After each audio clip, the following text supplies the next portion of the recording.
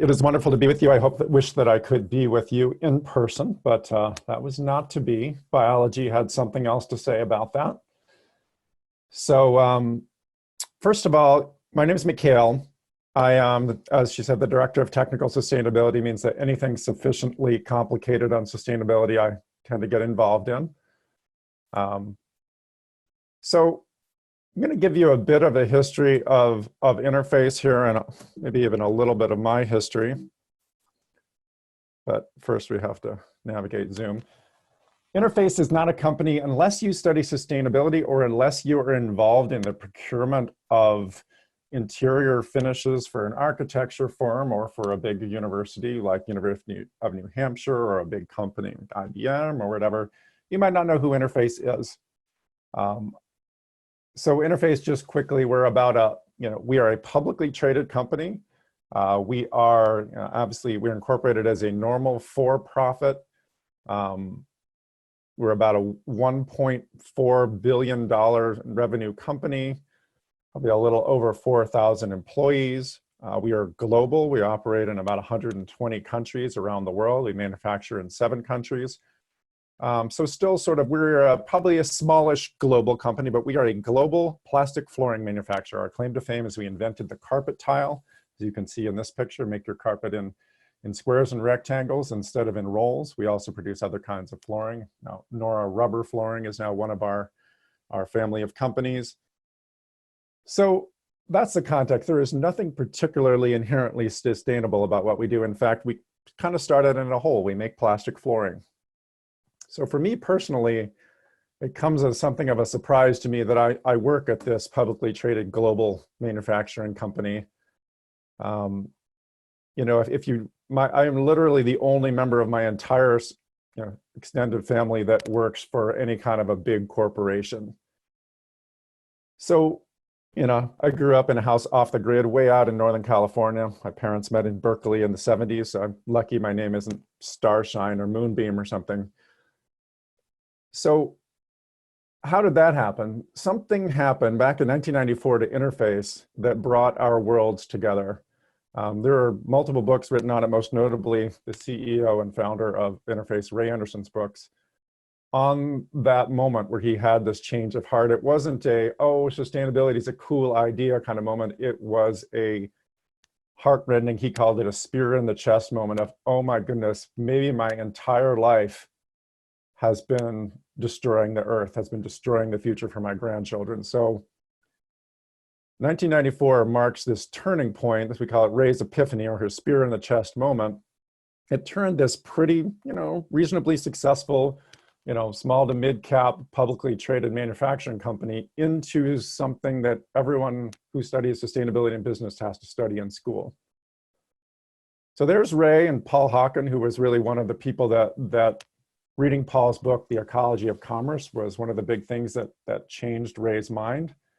And then over the other jokers over on the left, these wonderful grainy photos show you that it was a long time ago. It's really just the late 90s, but seems like a long time ago. That's me. I was about 23 in that picture. I had the fortune of, right after college, working for David Brower, who's really one of the founders of the American environmental movement, the first executive director of the Sierra Club. He was 85 when I started working for him, but he had been recruited, and a very, very unlikely recruit, as a business advisor to Ray Anderson's, what he called his Eco Dream Team, along with Paul Hawken and Amory Levins and Hunter Levins and numerous others, to advise him on how to transform this plastic flooring company, this industrial company, into this new kind of sustainable business. Generally, the only advice David gave to big companies was stop destroying the earth. So it was new that someone was actually seriously asking him for advice. So since then, we lost Ray in 2011. We lost Brower in 2000. Paul and I just lost all our hair. But we're still around, still trying to help Interface. So how did Ray get started in this? Ray, the old industrial engineering grad from Georgia Tech, even on this big ethical change of heart that he had, he wanted the data. He wanted to design a better system. So this is one of Ray's favorite quotes. I don't know who first said this, but he loved to say it. In God we trust, all others bring data, prove it to me. So this was really the approach. There was no playbook in 1994 for how to transform a company from complete unsustainability, which is where most companies find themselves, into this new kind of company. And so he started getting people to gather data and keeping all these metrics people had never kept before. These, of course, ended up, the first generation, in what was then the first sustainability report. This was a weird and radical idea in 1997 to publish your environmental impact in a public report. Of course, we also spent a lot of time talking about our vision. And this was how we defined it back then. But in any case, there's a couple key things in here. We wanted to become the first sustainable company, show the world how to do that, not just for us, but to really show a different way to do business. We set a deadline by 2020. So a deadline in your vision is an unusual thing. And then there's this idea we'll come back to where he said, we want to become restorative through the power of influence, because it's bigger than us. It's not enough just to transform our company. Now, these days, people do all sorts of corporate social responsibility reporting. That is one of these many things you can look at what Ray did and say, wow, that's now normal. But one of the great things about studying history is you can step back in and realize how crazy things sounded at the time that now are normal. Reporting your environmental footprint, that was not something your corporate lawyers let you do in 1997. Took some convincing. You're going to publish bad news about our company voluntarily?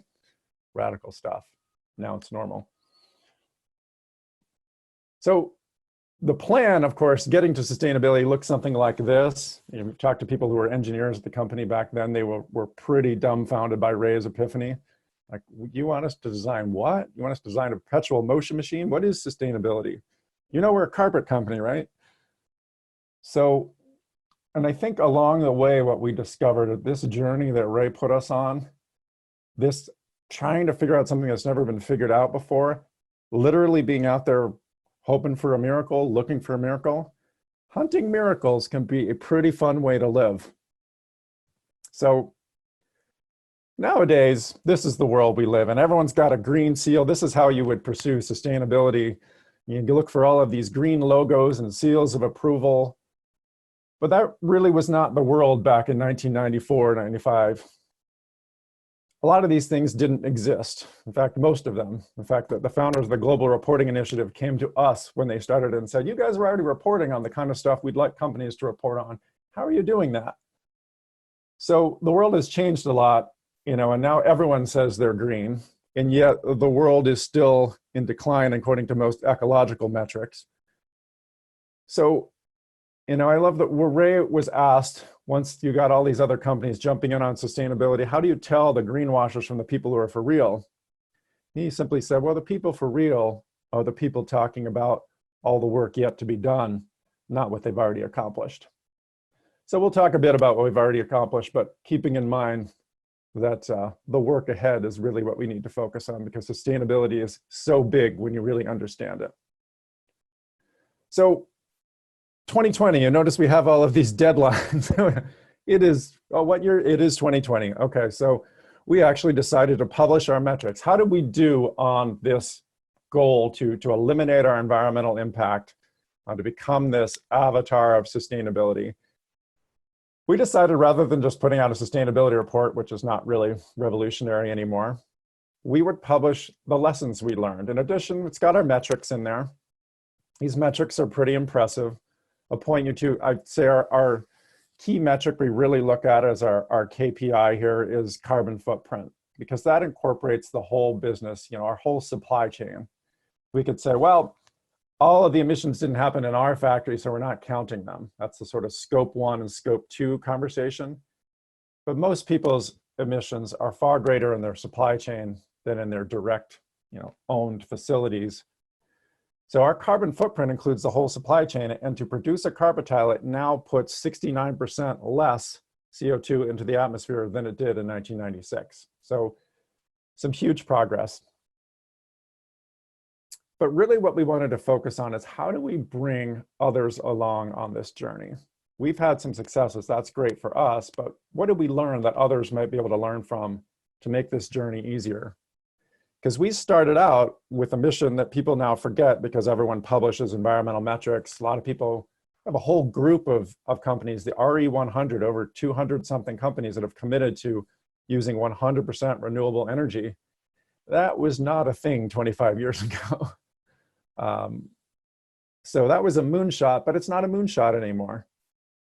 So we're kind of just still, as we look toward what's the work yet to be done, what's next? But we had to reflect first on what did we learn. So I encourage you, if you Google the title of this report, Lessons Learned, Sustainability Interface, you'll find this report in PDF. But really, we distilled out 9 key lessons. I'll talk quickly about a couple of them because I know we want to talk about culture today. So mindset change. This has to be one of the key things we focus on. And this is one of the things we lose in politics, is that it's really about changing human minds. How this whole thing started with Ray's change of mind, change of heart. We had to invest a huge amount within the company to change lots of other minds. Ray went around and gave talks everywhere, first within the company.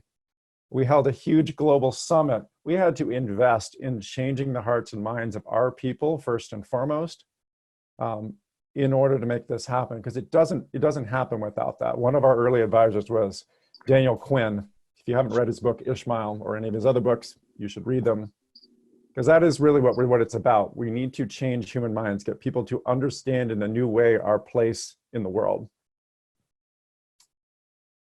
To change everything, you need everyone. This was, we need to change minds, but we also need to continually invest in bringing people along, giving them opportunities to learn. This starts within our company, but we've done so many supplier education events, obviously a ton of customer education events, but you have to bring people along if we're going to go on this journey.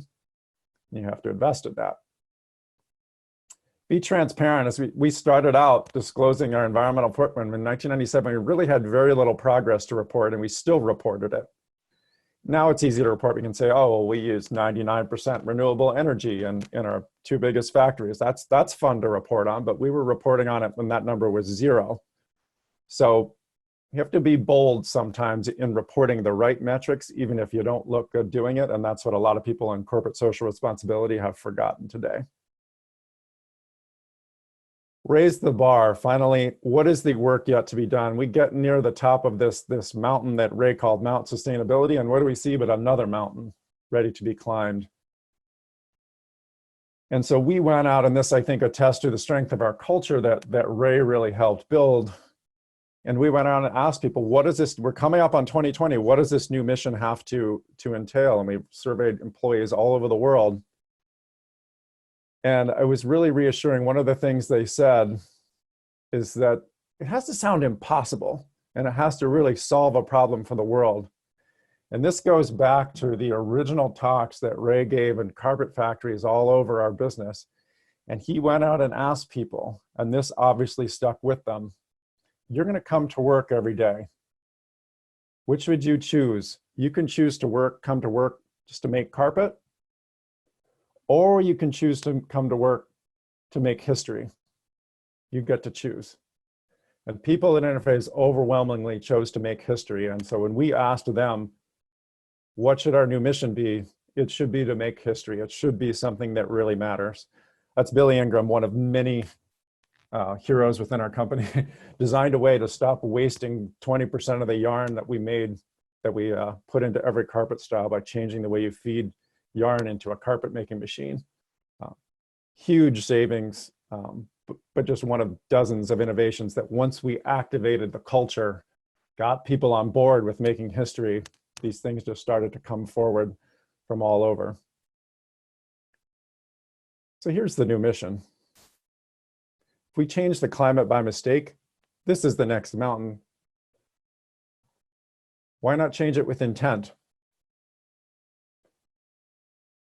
And we really fundamentally need to change this conversation, because right now our conversation around climate is about avoiding the worst. 2 degrees centigrade. Paul Hawken likes to point out that a German scientist made that up based on a request from his government. There's no science that says 2 degrees centigrade is some magical number. But is this really how we want to approach the problem? Do you want to approach the problem in the sort of less bad?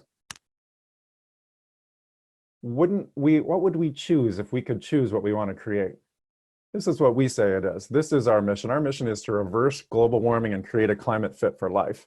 A climate we actually want, a climate that is benign to life, not just human life, but all life. So this really is how we raise the bar. This is the new mission. So I'll give you a bit more about that. So yeah, great, we're on a climate fit for life. Man, we can't even get any kind of federal legislation. How is that gonna work? The first thing I would say is it has to start in the mind. We have to actually be focused on the right goal. We have to believe that this is possible. We have to consciously cultivate this. It's not just some Pollyanna-ish, oh yeah, I believe that this is possible, power of positive thinking. We actually have to cultivate it. Because if we don't believe it's possible, if we get resigned or apathetic or even, mire ourselves in denial, we won't solve the problem. We won't rise to this challenge. Here's what we think would be involved.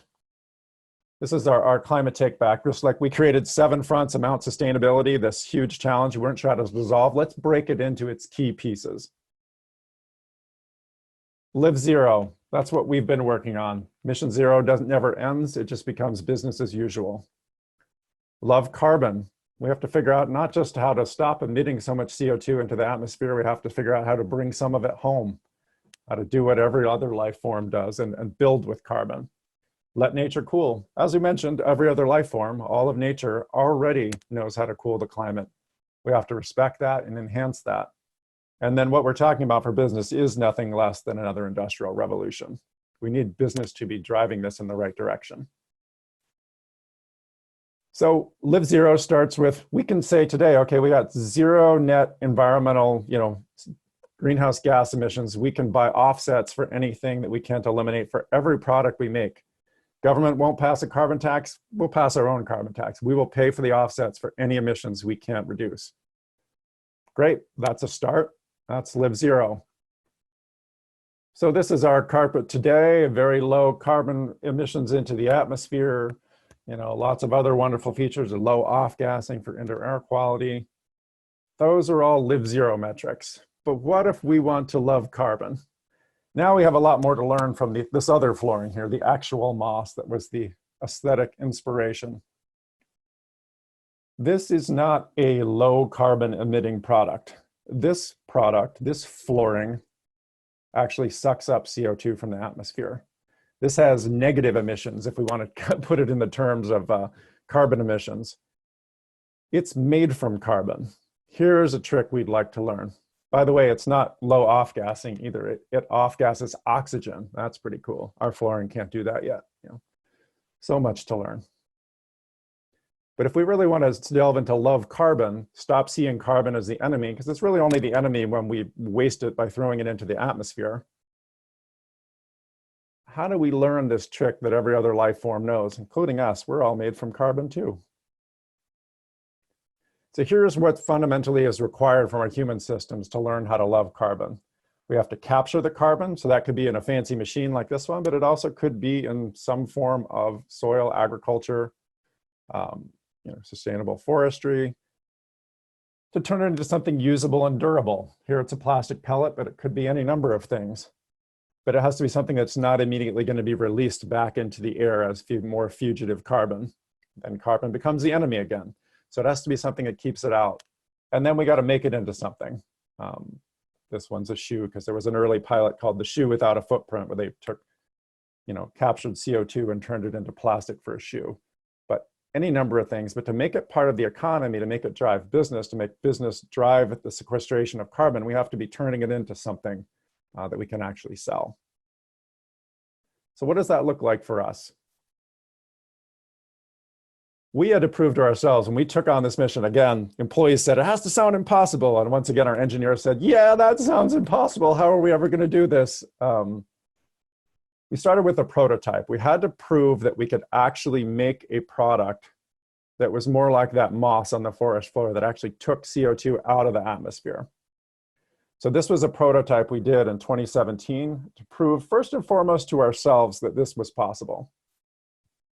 So this product actually, at the time, our average carpet tile, from extracting raw material resources to shipping from our factory, 7 kilos of greenhouse gases, CO2 equivalent, went into the atmosphere. This prototype took 2 kilos out of the atmosphere net. So we at least showed that it was possible. Now, this wouldn't have performed as commercial flooring, so there's still work to be done. But we quickly realized that the backing actually already did work, that bottom part, the sort of greenish gray part. And we immediately the next year in Europe commercialized this. So this is the challenge. It's not enough to have one prototype or have the concept car you can't drive home in. How do we make this available to everyone? So we started in Europe. We actually commercialized this carbon negative backing. But then how do we make that available everywhere? So this is really the path that we're on right now. We have lots of announcements. This is from a slide deck that isn't even out yet. We actually have a path to get from announcing the impossible mission, doing the prototype, commercializing it at smaller scale. This last year has been investing tens of millions of dollars in new machinery, new supply chain to create these new materials, new processes that can actually get us to a net carbon negative product. So we will have the first carbon negative carpet tile coming out later this year, and several different carbon negative backings, all learning from that prototype. But again, this is the path to loving carbon, the path that we need to travel to make business part of the solution to climate. So this is one of my favorite slides. I could give the whole talk just based on this slide, but we'll just look at a couple things. This was the challenge that our Eco Dream team, when we reconvened them for the new mission, laid out for us. You got 1994, that's the column on the left. The middle is getting to mission zero in 2020 now. What's next? And this is where it gets exciting. So if we look at what we just talked about for products, that lives right here. Getting from 1994, all of our products are basically made from petroleum, to today, lowest carbon products you can make in the category, and then we offset everything else. What's next? Products that sequester carbon. We're making that real. So what would it look like at our factories? So we got 1994, we're just another polluting industrial company. Now we've got all of these metrics that are at zero or near zero in terms of water use, non-renewable energy use, waste, all of emissions. All of these things are pretty darn close to zero. We've shown that that's possible, but it's still not what nature would do. So one of my favorite people in the world, Janine Benyus, the co-mother of biomimicry. The forest and the city are functionally indistinguishable. We know we've reached sustainability. That is a wonderful definition. I love it as a person who studied biology and then didn't know what to do with it until I met Janine. What does that mean? Functionally indistinguishable, super important. This is the whole discipline of biomimicry, is about what is functionally is nature doing, and maybe we're doing that and maybe we're not. But if the city, the things that we design, or in our case, a factory, is functionally indistinguishable from the forest, what would that look like? So this leads to our next big idea, factories as forests. This was actually, we benchmarked, we went out in Australia and in Georgia for our factories and figured out what was the forest, the healthy forest that was in the area before our factory was there and before they became industrial parks as they are today. What was it doing functionally that we need to be able to replicate as the new benchmark for a climate take-back factory? So we developed a whole methodology for how you do that benchmarking, how you set these metrics. So it looks like this wonderful concept of ecosystem services. What is nature doing for you that perhaps you don't have on the balance sheet yet? Sequestering carbon, storing and purifying water, retaining sediment, detoxifying pollution, providing habitat for pollinators and other biodiversity, building soil fertility. We took a suite of these metrics, and these are now our new goals for what a successful interface factory means. So do we know how to do that? No. Have we signed up other people to commit to that? Yeah, so you're going to see later this year announcement about a project that Janine is leading called Project Positive. Google, Ford, lots of other people signed up to do that. Do we know how to do it? No, we're back here.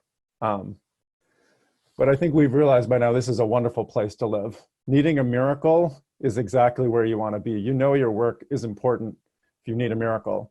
You still do have to you have to do those other equations. Where are we today? Where do we want to go? But needing a miracle is actually a pretty miraculous way to live. Because again, this is going back to our lessons learned. It's not enough for us to have a cool factory. We have to spread it. We can get Google and Ford and these other players to start adopting nature as the benchmark for success. That's a wave. That's a wave worth spreading. So again, what we're trying to do here is really nothing less than create a new economy. And at this moment of incredible disruption, I think we have an opportunity we've never had before to really invent some fundamental things, to reinvent them.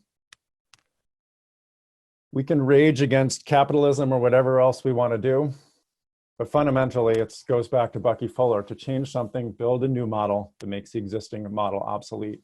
And I believe that's the opportunity we have right now. I mean, it starts with creating the new story. The story that we've written so far about climate change is fairly disastrous and bleak. We have to rewrite that story. We have to take charge of our climate destiny.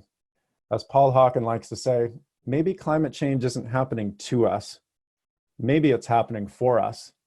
Maybe this is the challenge we all get to rise to become bigger than we ever thought we'd be.